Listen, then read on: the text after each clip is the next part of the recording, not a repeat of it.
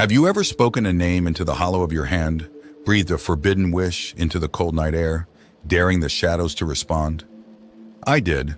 In the unforgiving winter of 1899, Columbus, Ohio, became a tomb of frosted brick and despair. I, a young social worker named Eleanor Vance, found myself wading through the misery, a flimsy shawl doing little to shield me from the bone-chilling wind that howled through the skeletal trees. Spector Street Estate wasn't just another slum. It was a monument to man's inhumanity to man, a brutalist monstrosity that loomed over the frozen river like a decaying colossus. Its graffiti-marred concrete walls whispered of despair and violence. Here, hope was a luxury no one could afford. My assignment was simple enough: investigate reports of rampant drug use and child neglect. Simple until I stepped onto the estate's frost-slick ground. The air hung heavy with a silence broken only by the occasional distant cough or the desperate howl of a stray dog. As I walked, the graffiti seemed to leer at me, a chorus of cryptic messages scrawled in a chaotic hand. One, in bold red, stood out. "Beware the honeycomb. He who summons the forbidden shall find only sorrow." The honeycomb. I dismissed it as a chilling nickname for one of the estate's derelict buildings. My destination was a tenement known as the Clatterbox, notorious for housing the most desperate souls Spector Street had to offer. My appointment was with Mrs. Abernathys, a woman rumored to be struggling to care for her children alone. The rusty gate at the entrance creaked in protest as I pushed it open, the sound echoing through the barren courtyard like a scream.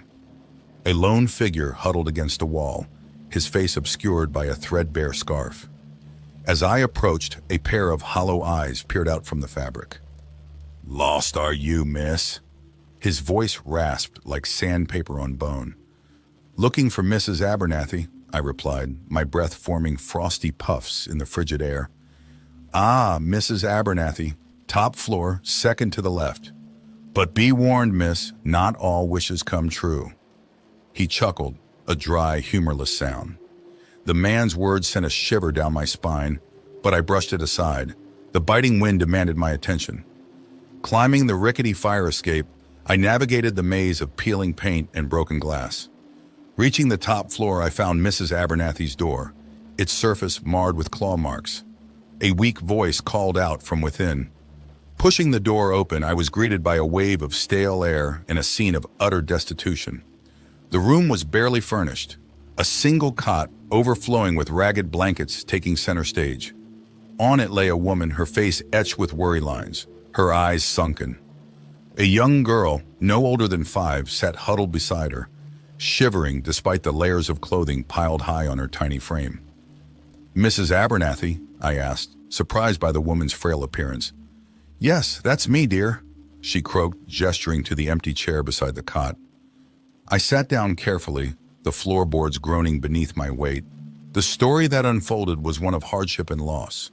Her husband, the family's sole provider, had succumbed to consumption months ago, leaving her with 2 young children and a mountain of debt.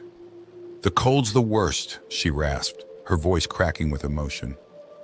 "Little Mary here, she's got a cough that won't quit. And the price of coal? Well, it might as well be gold." My heart ached for them. I promised to do what I could, secure them some coal, and find a way to get Mary treated. Relief flickered in Mrs. Abernathys' eyes, a flicker quickly replaced by fear. "Be careful out there, miss," she whispered, clutching her daughter close. "There are things in this place, things that listen to whispers." I dismissed her words as the product of desperation. After making a quick note on my clipboard, I rose to leave. As I reached the door, Mary, her eyes wide and innocent, tugged at my coat sleeve. "Miss," she whispered, her voice barely a squeak, "have you heard of the honeycomb?" The blood drained from my face. My mind shot back to the graffiti on the wall outside. Before I could reply, a thunderous crash echoed from the floor below. A guttural scream followed, sharp and sudden. Then silence. My stomach knotted with dread. Terror coiled in my gut like a serpent. The scream chilled me to the bone, a sound so raw, so filled with primal fear, it sent goosebumps erupting across my skin. Instinct screamed at me to flee, to leave this wretched place behind. But Mrs. Abernathys, her eyes wide with terror, clutched Mary close, whispering frantically about demons and shadows. "What happened?" I managed, my voice a hoarse croak. The mother shook her head, unable to speak. Taking a deep breath, I forced myself to be strong. Panic wouldn't help anyone. Stepping back into the hallway, I pressed my ear against the splintered wood of the door below. Silence. An unnatural silence that pressed against my eardrums. "Stay here," I whispered, my hand reaching for the doorknob. Mrs. Abernathys' grip tightened on my arm, her fingernails digging into my flesh. "No! Don't go down there!" Her voice was ragged, a desperate plea. But curiosity, morbid and insistent, gnawed at me. I couldn't just leave, not knowing who screamed, not understanding what lurked in the shadows below. With a gentle tug, I freed myself from her grasp and, ignoring the tremor in my hand, turned the knob. The stench hit me first, a wave of something rotten and putrid. The hallway was plunged into near darkness, the single bare bulb dangling at the far end, barely making a dent in the gloom. Taking a shaky breath, I stepped into the fetid air, my hand reaching into my pocket for the small penknife I always carried.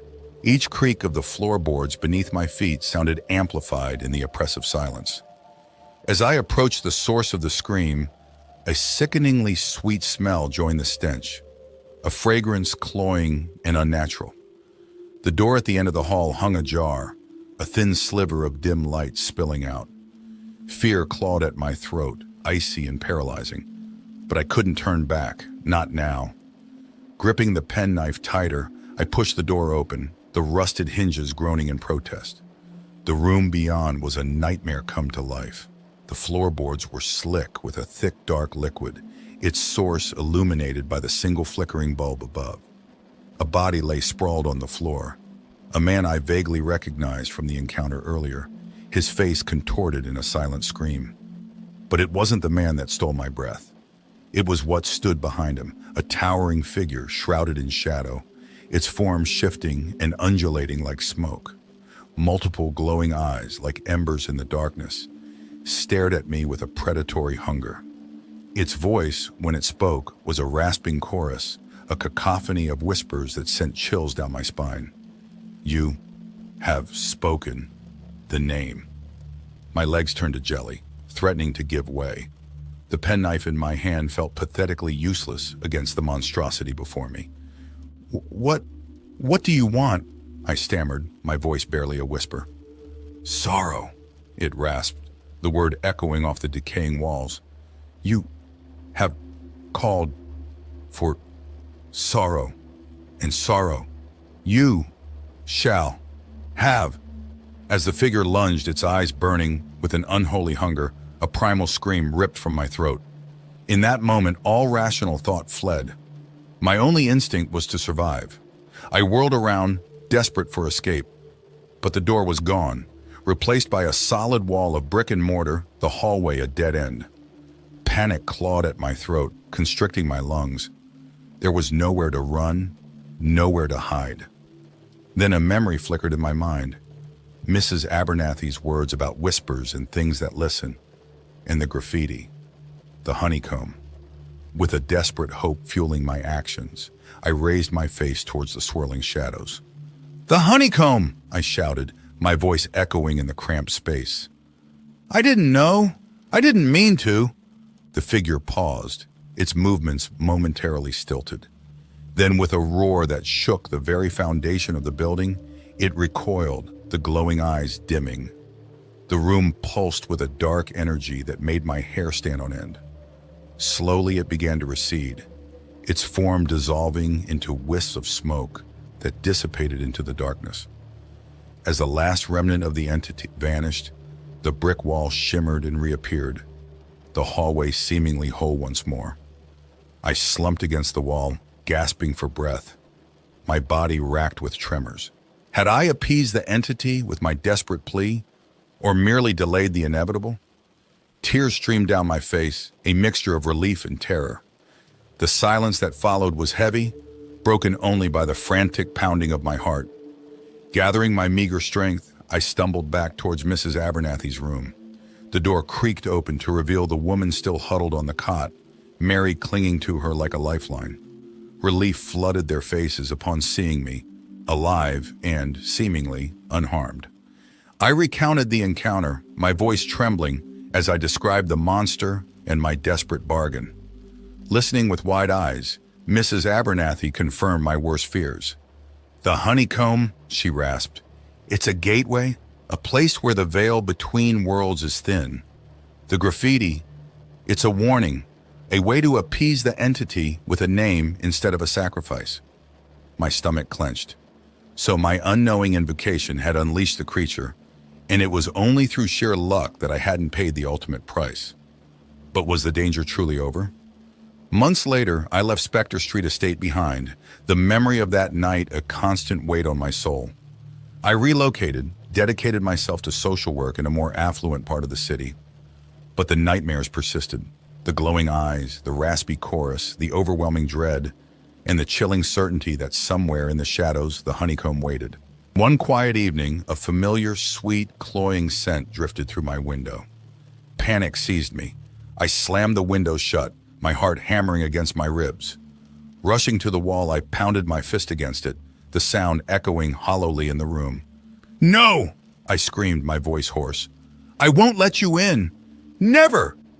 Silence descended, thick and suffocating, but as I strained to hear, a faint whisper, barely audible, wormed its way into my mind. "The name is not enough." The whisper faded, leaving me trembling in the darkness. The entity was appeased for now. But the price of my transgression, the knowledge of the honeycomb, would forever bind me to its terrible existence. And I knew with a chilling certainty that one day the whispers would return.